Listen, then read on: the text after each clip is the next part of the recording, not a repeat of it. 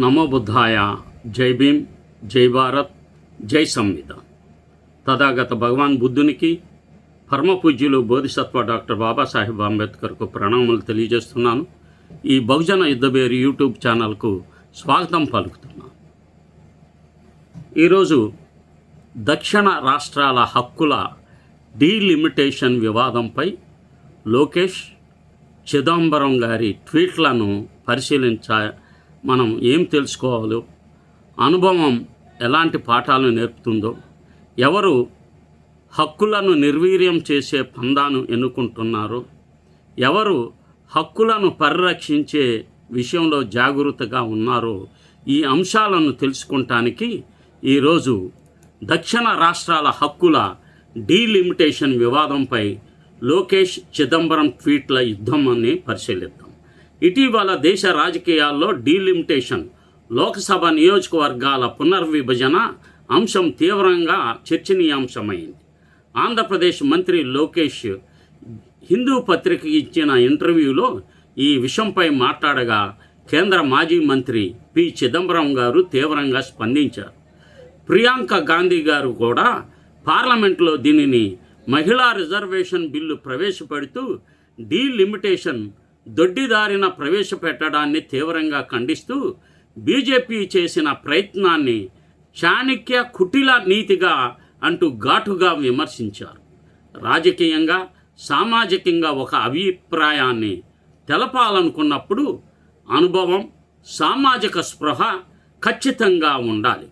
అందులో ఒక పార్టీ తరపున అభిప్రాయం తెలియచేసేటప్పుడు తప్పనిసరిగా ఆంధ్రప్రదేశ్ ప్రజలకు ఆ నిర్ణయం మేలు చేసేదై ఉండాలి, కానీ కీడు చేసేదై ఉండకూడదు. ఎటువంటి పరిస్థితుల్లో కీడు చేసేదై.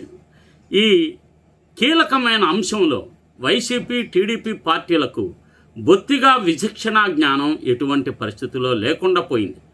నారా లోకేష్ ఎక్స్లో చిదంబరం గారిని ఉద్దేశించి రాసిన పూర్తి పాఠం ఏముందంటే, భారత రాజ్యాంగం ఆర్టికల్ 81 ప్రకారం లోకసభలో సీట్ల కేటాయింపు 1971 సెన్సస్ ఆధారంగా ఫ్రీజ్ చేయబడి ఉంది.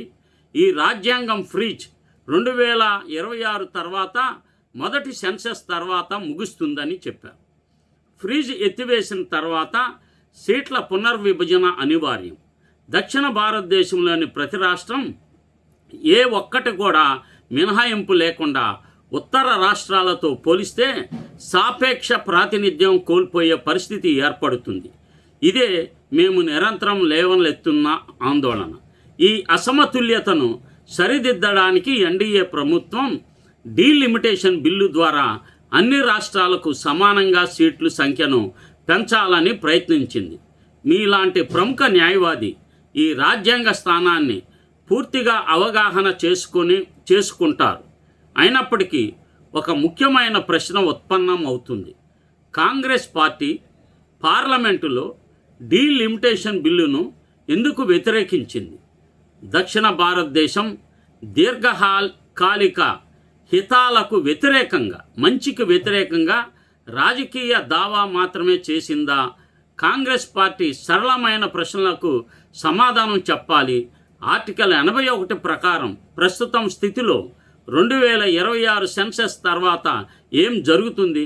దక్షిణం ఉత్తరంతో పోలిస్తే సాపేక్ష ప్రాతినిధ్యం కోల్పోదా? అవునని అయితే ఆ ఫలితాన్ని నివారించడానికి ఉద్దేశించిన రాజ్యాంగ వ్యవస్థను ఎందుకు వ్యతిరేకించారు? న్యాయ కోవిదుడు, అనుభవజ్ఞుడైన సామాజిక స్పృహ కలిగిన పి. చిదంబరం గారు ఎక్స్లో రాసిన పూర్తి పాఠం లోకేష్ గారికి కౌంటర్గా నా యువ స్నేహితుడా, ఆంధ్రప్రదేశ్ మంత్రి శ్రీ నారా లోకేష్ గారు డీలిమిటేషన్ గురించి మాట్లాడే ముందు ది హిందూ ఇంటర్వ్యూ ముందు కనీసం కొంత ప్రాథమిక జ్ఞానం ఏర్పరచుకొని లెక్కలు సరిచేసుకొని మీ అభిప్రాయం చెప్తే బాగుండేది. విపక్షాలు రాజ్యాంగ సవరణ బిల్లును వ్యతిరేకించి ఓడించాయి. ఎందుకంటే అందుకు లెక్కలు చూపించింది. ఆర్టికల్ 81ని మార్చకుండా అమలు చేస్తే 5 దక్షిణ రాష్ట్రాలు లోకసభలో సాపేక్ష బలం అనగా ఉత్తరాది రాష్ట్రాలతో పోల్చుకున్నప్పుడు దక్షిణాది రాష్ట్రాల పార్లమెంట్ల సీట్ల సంఖ్య తగ్గించబడుతుంది, కోల్పోతాయి. అవి లాభపడేవి ఉత్తర భారత రాష్ట్రాలని బీజేపీ ప్రతి రాష్ట్ర ప్రాతినిధ్యాన్ని 50% పెంచడం ద్వారా ఈ ఫలితాన్ని ముసుగు వేయాలని చూసింది. కానీ అది భ్రమ మాత్రమేనని బయటపడింది. ఏపీ ప్రస్తుతం ఉన్న 25 సీట్లు తీసుకున్న లేదా 38 సీట్లకు పెంచిన ఆర్టికల్ 81ని మార్చకుండా అమలు చేస్తే ఏపీ సాపేక్ష ప్రాతినిధ్యం తగ్గుతుంది లేదా తగ్గించబడుతుంది. నారా లోకేష్ను మళ్ళీ ప్రాథమిక గణితం పునఃపరిశీలించుకోవాలని కోరుతున్నానని వారు రాశారు. ప్రియాంక గాంధీ గారు కూడా చాణక్య వాక్య పార్లమెంటు చర్చలో ప్రియాంక గాంధీ అమిత్ షా వైపు చూసి చాణక్య జీవించి ఉంటే మీ కుటిల వ్యూహాలను చూసి ఆశ్చర్యపోయేవారని ఆవిడ విమర్శించారు.